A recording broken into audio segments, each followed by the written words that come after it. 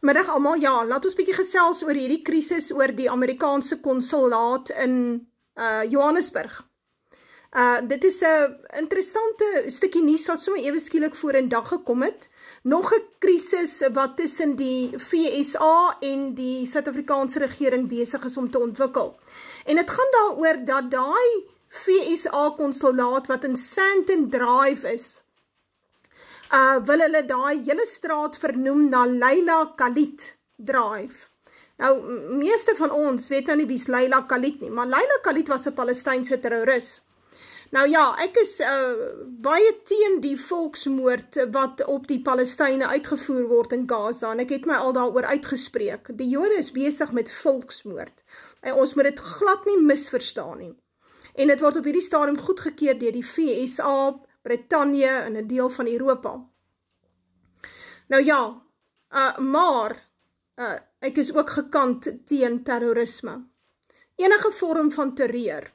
Ons kan nie burgerlikes teiken om ons sin te kry nie. Ons kan nie bomme plant soos die ANC voor 94 om 'n standpunt te maak nie. Kan nie burgerlikes teiken. As jy oorlog wil voer, dan voer mense oorlog teen soldate. Soldate teen soldate. Dit is hoe dit werk. Kan nie vrouens en kinders en babas en ou mense teiken nie. Reg. Nou Leila Khalid was betrokke by die kaping van vliegtuie.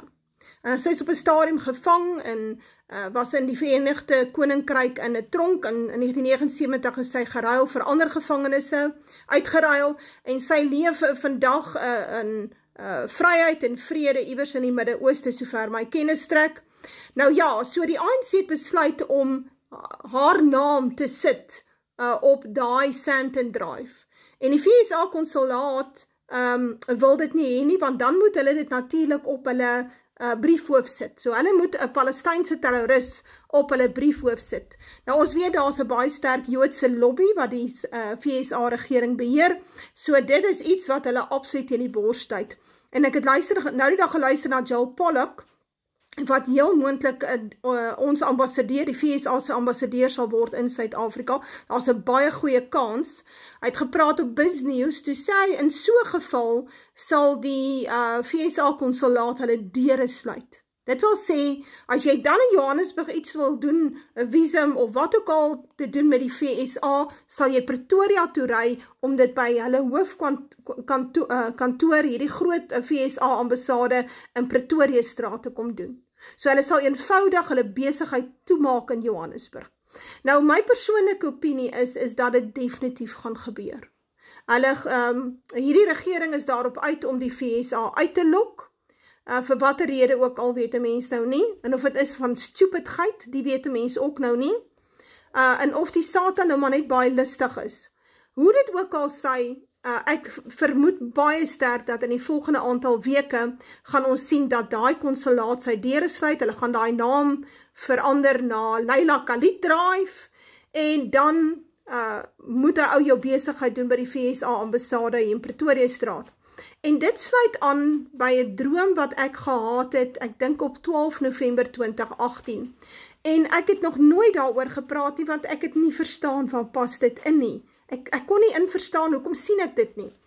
Maar ek sien dat daar 'n terreuraanval is op die Amerikaanse ambassade in Pretoria straat.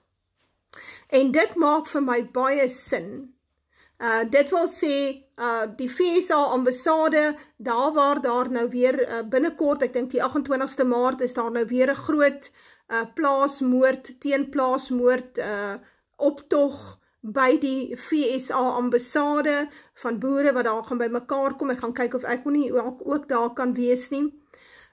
Maar die sluiting van die konsulaat in Johannesburg, die oorskuif na die VSA ambassade toe in Pretoria straat, die feit dat Willem Petzer voorheen ook daar by Pretoria straat het hulle nou die groot optog gemaak, en 100 en weet nie hoeveel duisend handtekeninge oorhandig het aan die VSA ambassade nie. Dit maak eintlik die VSA ambassade 'n teiken, omdat daar op voetsoolvlak en selfs by die ANC se topstruktuur is daar hierdie gevoel van die VSA is ons vyandig gesind. En nou ja, Hoe dit ook al sy, ek het dit gesien in 2018, en dat ek die waarskuwing moet gee. In my droom was dit vir my baie duidelik, ek moet hulle waarsku, dat hulle moet klaarmaak vir 'n terreuraanval op die Amerikaanse ambassade. Watter vorm dit gaan aanneem, dit weet ek nie, dit het Vader nou nie vir my gesê nie, maar ek dink dis logies, dat as gevolg van die baie drama tussen die FSA en die ANC en die geweldige swart aktivisme, die pro-Palestynse aktivisme in Suid-Afrika, die FSA ambassade maklik die teiken kan word van iets soos 'n motorbom of iets soortgelyk. En is interessant, omtrent 2 weke terug was daar 'n berig van plofstof en aanstekers wat hulle gekry het iewers op die grens. Ek weet nie of dit by Beitbrug was of so nie, maar dit het oor die grens gekom. Ek weet nie of dit tussen ons en Zim is en tussen ons en Mosambiek is nie, maar jy kan die berig gaan opsoek. Daar het plofstof, het hulle op afgekom wat hulle van plan was om oor die grens te bring. So, daar is 'n plan om Suid-Afrika onder andere te destabiliseer. Daar's 'n plan om 'n staatsgreep uit te voer om van Cyril Ramaphosa en Key ontslae te raak. Daar is geweldige ongelukkigheid op swart voetsoolvlak en dit sal vererger indien die situasie, die geldelike ekonomiese situasie van Suid-Afrika verder versleg. So ek gee waarskuwing aan boerevolk, mense moet maar versigtig wees as jy te doen het daar by die FSA ambassade, wees maar wakker, wees maar waaksaam, Vader sal my kwaadlik neem as ek nie waarsku nie, wees wakker, wees waaksaam, as men julle mense ken in die FSA ambassade, hulle ouens wat buitekant is, kyk, hulle is baie sekuriteitsgeoriënteerd, hulle moet wakker slaap en hulle moet kyk mooi wat om die ambassade aangaan. Kyk, is 'n redelike groot area, bestaan 'n hele blok, as ek dit nie mis het nie, so, dis moeilik om deur die heininge te kom, of by die hekke in te kom, soos wat die geval was met aanvalle op ambassades, FSA ambassades hier in Midde-Afrika, waar hulle eenvoudig met 'n trok ingery het onder die ambassade, en hy toe ontplof, weet nie hoeveel, maar die mense is dood nie, die hele gebou is amper in puin gelê. So ek dink dit is baie moeiliker by die FSA ambassade in Pretoria, maar daardie ouens moet nog steeds wakker wees. Mense wat gaan vir refugee status, wat gaan vir onderhoude, wees wakker, want daar is 'n geweldige woede onder die swartes in Suid-Afrika oor die FSA se betrokkenheid by die situasie in Suid-Afrika. Ek sê maar net, moet nou nie die boodskappers skiet nie, né?